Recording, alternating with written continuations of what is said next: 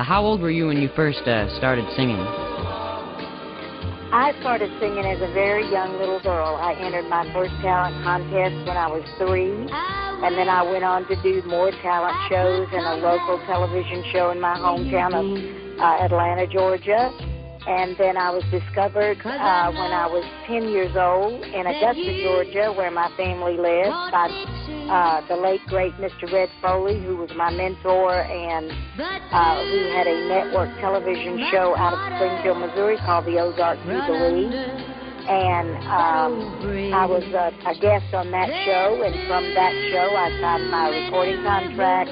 I went on to do all the variety shows like Ed Sullivan and Steve Allen, Perry Como, Tennessee Ernie Ford, Red Skelton, Bob Hope, Lucille Ball, Danny Thomas, you name them, and I did them. And so Mr. Foley was very instrumental in my career. And so who would you say were some of your earliest influences, other than Greg Foley, I guess?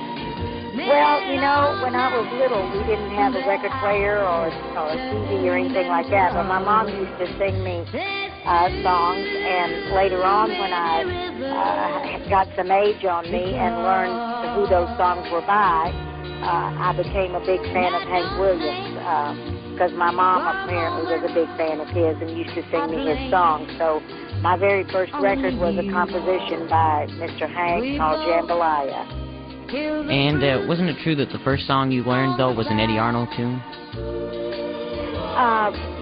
My Daddy Is Only a Picture?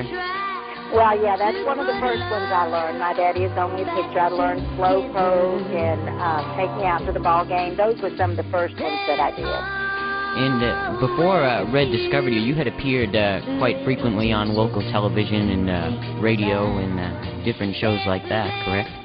Oh, I had. I had been touring all over Georgia, and I was on a local television show out of Atlanta on WAGA called John Farmer and the TV Ranch Boys, and that gave me a lot of exposure in the state of Georgia, and I was able to work with that band, and we played high school gymnasiums and auditoriums and VFWs and anything that we could play. And then I toured for a while with a gospel